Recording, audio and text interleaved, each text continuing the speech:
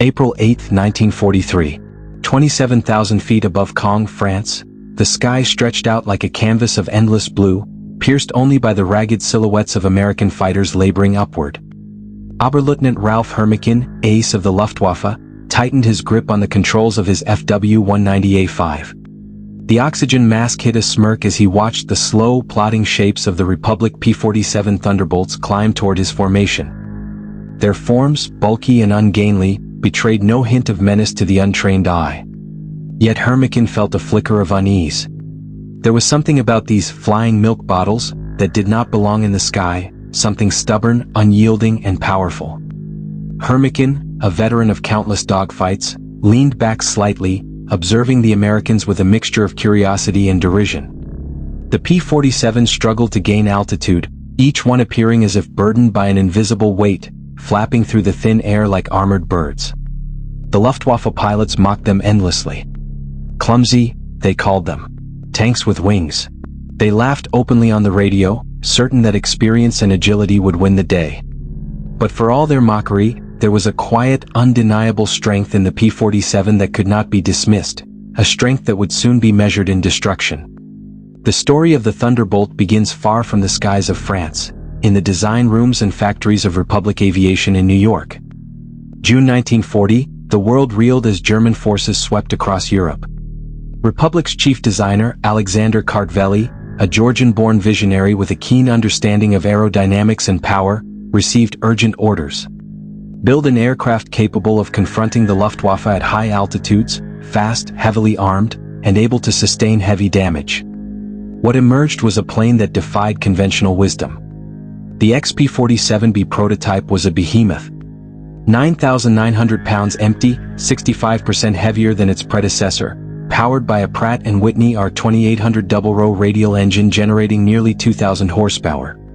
Its massive fuselage, barrel-shaped and almost comical to the casual observer, housed not only the pilot but an engine of unprecedented scale. The wings, broad and strong, would later support heavy armament and bombs, enabling the P-47 to become both fighter and strike aircraft. For the pilots who would fly it, the Thunderbolt was initially a source of fear. Major Hubert Ska of the 56th Fighter Group recalled their first encounters with the aircraft in training. 18 pilots died before the first combat missions, victims of ground loops, torque rolls, and the sudden violent compressibility effects that froze controls at high speed. The plane demanded respect. It did not accommodate hesitation. Yet those who mastered it discovered unmatched power, resilience, and lethality. Lieutenant Robert Johnson, an Oklahoma farm boy, described his first flight with awe. "You didn't fly it. You aimed it. The power was unbelievable. The sky felt different when you were in a P-47." By April 1943, the P-47 was ready for combat. The first units deployed to England, joining the Allied air forces over occupied Europe. From the outset, German pilots dismissed the Thunderbolt. It could not turn like the nimble FW-190s, could not climb as swiftly as the Messerschmitt Bf-109s. It seemed lumbering, unwieldy, and slow to react. Yet every dogfight revealed its hidden advantage. 850 caliber Browning machine guns, each armed with over 400 rounds, fired from a stable, heavily armored platform capable of surviving hits that would destroy any other aircraft. The P-47 absorbed punishment and returned fire with devastating accuracy. The first encounters were brutal. On May 4, 1943, Lieutenant Johnson's P-47 was hit over 20 times by cannon shells and hundreds of machine gun rounds. The canopy jammed, the fuselage was scarred, yet the plane continued to fly, each punch from enemy fire merely a testament to its toughness. German pilots, expecting an easy victory, were confronted by an indestructible adversary. The milk bottle they had laughed at became a relentless predator, teaching them a lesson in respect and fear. American pilots quickly adapted. By July 1943, they understood that the Thunderbolt could not win a turning fight, but it did not need to. The P-47 excelled at high-speed, high-altitude attacks, using weight, power, and armament to devastate foes. The tactic known as boom and zoom transformed the plane's perceived weaknesses into strategic advantages. Pilots would climb to high altitude, dive at enemy formations at speeds exceeding 550 miles per hour, unleash torrents of bullets, and then pull up before the enemy could respond. One burst from the P-47's guns could annihilate a fighter in seconds, leaving shredded aluminum drifting through the clouds. Industrial might supported this strategy. American factories churned out Thunderbolts at an unprecedented pace. At peak production, a new P-47 rolled off the assembly line every hour. 15,683 P-47s were built during the war, each a marvel of engineering, comprised of 65,000 parts, 8 miles of wiring, and over 2,000 pounds of aluminum. Pilots trained extensively, graduating with hundreds of hours of flight experience before facing combat.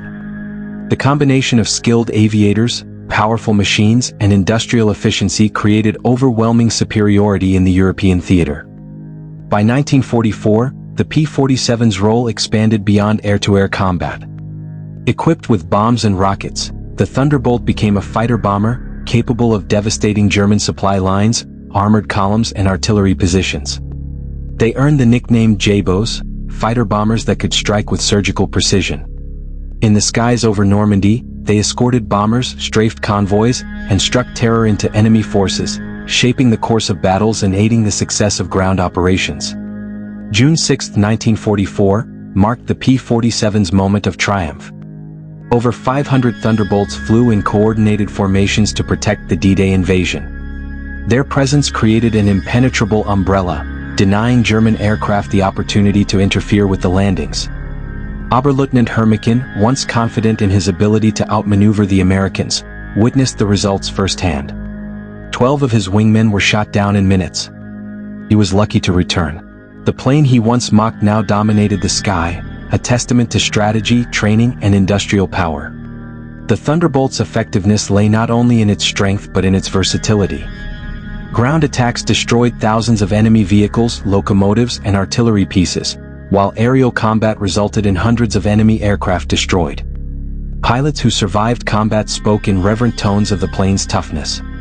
Armor and self-sealing fuel tanks saved countless lives, while the raw firepower ensured that no German pilot could approach without extreme caution. Each sortie demonstrated the P-47's dominance, earning the respect of both Allied and enemy forces alike. As the war progressed, the Luftwaffe's losses mounted.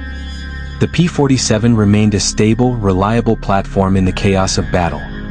German aces learned to fear the seemingly awkward American fighter. Their initial laughter, the mockery that had filled the skies in early 1943, was replaced with cautious dread. Reports emerged of pilots describing encounters with the Thunderbolt as facing an armored demon that never tires. These machines, initially ridiculed, had become instruments of strategic annihilation. Even in peacetime, the P-47's legacy endured. Survivors returned home, veterans who had mastered the beastly aircraft in combat. Museums today preserve the memory of the Thunderbolt, showcasing the engineering marvel, the brute force, and the courage it demanded. Gun camera footage, still intact, reveals the devastating precision with which these aircraft operated. Every flight a testament to American ingenuity, discipline, and determination. The Thunderbolt had been born from necessity, honed through trial and error, and perfected in the crucible of war. Its story is one of transformation, from a clumsy, awkward, and heavily burdened plane to the apex predator of the European skies. By the end of the conflict, it had destroyed thousands of enemy aircraft, countless vehicles, and reshaped the tactics of aerial warfare. Above all, the P-47 proved a fundamental truth. In war, preparation, industrial power, and strategic use of strength often outweigh raw agility or individual skill. The American approach to air warfare, combining mass production, rigorous training, and tactical innovation, allowed a plane initially mocked to dominate and define the sky. The Thunderbolt entered the conflict as a joke, yet it left as a legend. Its roar, once underestimated, became the symbol of American aerial might. Even decades later, the P-47 commands respect. Airshows feature restored Thunderbolts, their engines roaring like the past brought to life.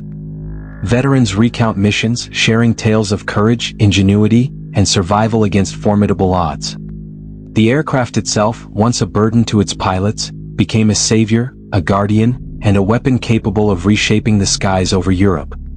From the first flight in 1943 to its decisive role in Normandy, the P-47 Thunderbolt's journey embodies the evolution of aerial combat, the triumph of engineering over doubt, and the indomitable spirit of the men who flew it. The story of Oberleutnant Hermikin, Lieutenant Johnson, Major Ska, and thousands of other pilots illustrates the delicate balance between fear and respect, between laughter and awe, and between mockery and legacy. The Thunderbolt's impact was not measured in aesthetics or elegance, but in results. In every engagement, it demonstrated that power, armor, and firepower could dominate the sky. The Allied forces' mastery of the aircraft contributed decisively to the eventual defeat of the Luftwaffe and the liberation of Europe. Its lessons endure in modern air combat, where the principles of preparation, resilience, and strategic application remain as relevant as ever. By war's end, the P-47 had secured its place in history. From an awkward, ridiculed design to an icon of American aerial dominance, it proved that appearances can be deceiving, that perseverance and power can overcome mockery, and that innovation forged under pressure can change the course of history. The sky, once a theater of laughter at its expense, had become a testament to its unmatched capability. The P-47 Thunderbolt, armored and relentless, roared above Europe, a symbol of industrial might, training, and courage. Its story, told in the voices of those who flew and faced it, remains one of the most compelling narratives of World War II. From clumsy beginnings to deadly precision, from mockery to awe, the Thunderbolt defined an era, forever earning its place among the greatest aircraft ever flown.